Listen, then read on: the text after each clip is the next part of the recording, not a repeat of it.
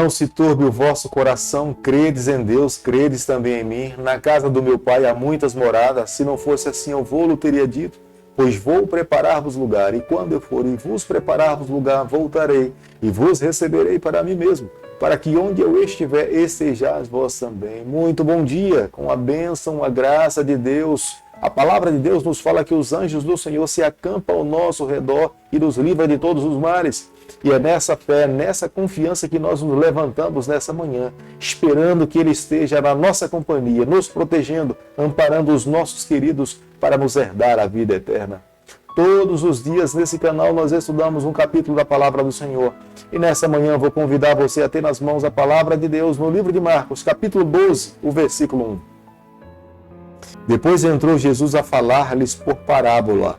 Um homem plantou uma vinha, cercou-a de uma sebe, construiu um lagar, edificou uma torre, arrendou a uns lavradores e ausentou-se do país. Nesse momento, Jesus agora começa a ensinar aquela geração, mas ele fala em forma de parábolas. Jesus falava em forma de parábolas para que as verdades do reino pudessem alcançar o coração dos seus filhos. Mas Jesus sabia que as suas parábolas em algum momento acabavam mexendo com as pessoas daquela época. Nesse momento, ao falar em parábolas, Jesus queria alcançar os corações dos líderes daquela geração. Eles estavam longe do Senhor e não apenas estavam longe, mas eles tinham trancado os seus corações para não ouvir e não entender e não aceitar as palavras do Senhor.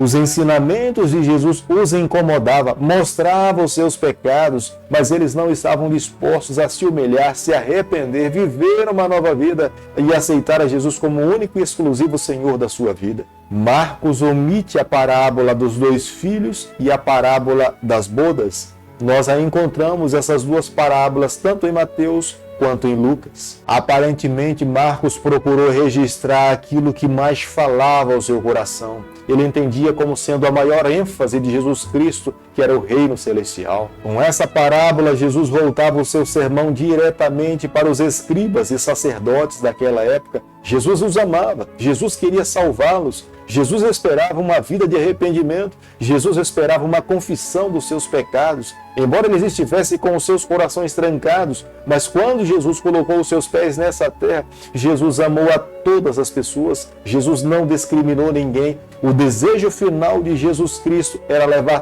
todos os seus filhos, independente de quem fossem, para o reino celestial. Quando Jesus está falando aqui nesse capítulo a respeito dessa parábola, que um homem plantou uma vinha, ele estava se referindo à nação de Israel. A nação de Israel era a vinha plantada por Deus nessa terra para abençoar todos os povos dessa terra. Ela deveria dar muitos frutos. Os seus servos eram seus profetas, aqueles que falavam em nome de Deus. Eles recebiam de Deus as suas verdades e comunicavam àqueles que estavam nesse mundo. Quando no versículo 2 nós nos deparamos que o dono da vinha enviou o seu servo para pegar parte dos frutos e levar para casa, Jesus estava aqui se referindo aos seus profetas, aqueles que ele enviou para que revelasse a sua verdade aos seus filhos, a casa de Israel.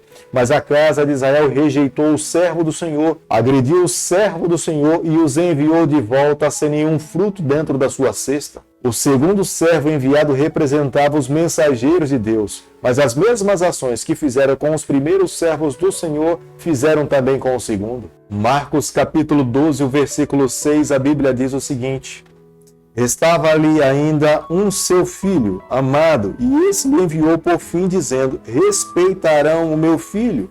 Mas da mesma forma como eles menosprezaram os mensageiros de Deus, eles também pegaram o Filho de Deus, o Salvador, aquele que somente através dele daria vida eterna para os seus filhos, e eles também mataram, menosprezaram, não estavam dispostos a receber ou aceitar a Jesus como Senhor da sua vida. Aqui fica claramente registrado para nós no livro de Marcos a rejeição do povo de Deus ao Filho do Senhor. Marcos capítulo 12, o versículo 13, a Bíblia diz o seguinte: E enviaram-lhe alguns dos fariseus e dos herodianos para que o apanhassem em alguma palavra.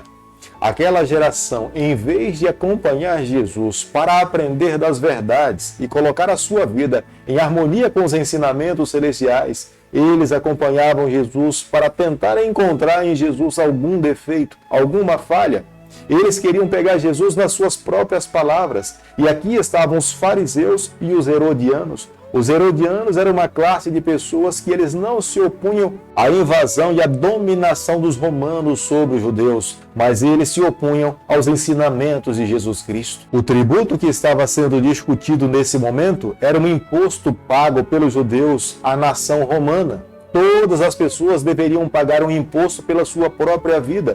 E era um assunto que trazia grande discussão naquele período. Os herodianos pagavam esse imposto. Os fariseus não gostavam, mas eles acabavam também pagando. Já os zelotes, eles se recusavam a pagar esse imposto. E nós podemos ver no versículo 17 a resposta de Jesus, uma resposta sábia.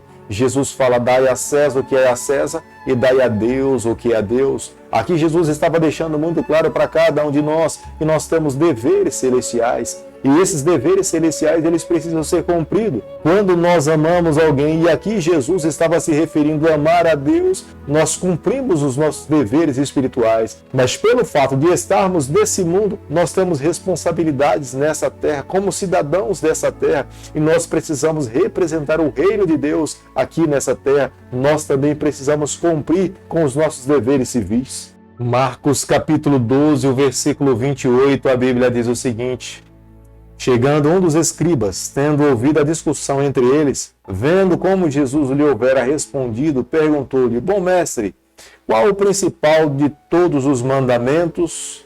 Nós podemos observar nesse versículo que o fariseu que foi enviado para espionar, para buscar e encontrar em Jesus alguma falha, ele encontra na resposta de Jesus uma resposta muito sábia. Os rabinos tinham em torno de 613 estatutos que eram diferentes dos mandamentos deixados por Deus entregue nas mãos de Moisés. Quando Jesus responde no versículo 29, ouve, ó Israel, o Senhor é o único Deus, o Senhor estava levando a nação de Israel, aquele fariseu, a entender que amar a Deus, servir ao Senhor, era um mandamento extremamente importante. Um verdadeiro judeu, ele se levantava pela manhã e ele declarava, através das suas orações, dizendo para Deus que ele era o único Senhor da sua vida. Mas o segundo grande mandamento dentro da lei de Deus é amar o seu próximo como a si mesmo.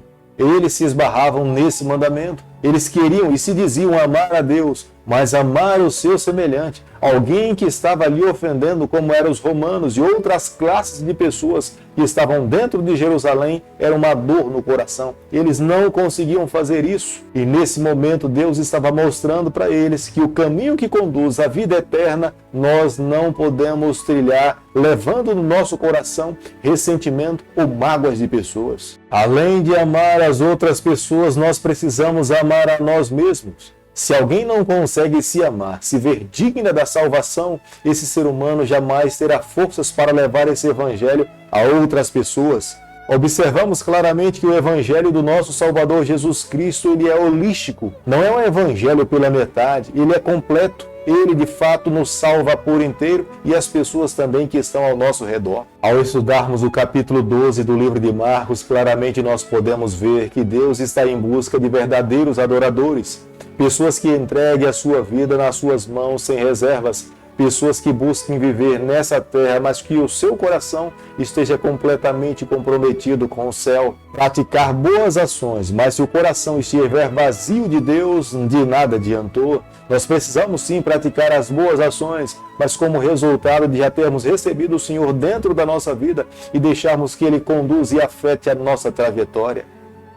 Querido Pai, em Tuas mãos, nessa manhã nós nos colocamos, queremos viver exclusivamente para o Senhor, tomar o nosso coração, perdoa os nossos pecados, nos conceda a graça de estarmos prontos para nos encontrarmos contigo, é o nosso pedido e a nossa oração, e nós fazemos em nome de Jesus. Que o Senhor te abençoe e te guarde, que Ele faça resplandecer o seu rosto sobre você, que Ele tenha misericórdia de você, que sobre você nessa manhã Ele levante seu rosto e conceda a sua paz em nome de Jesus. Amém.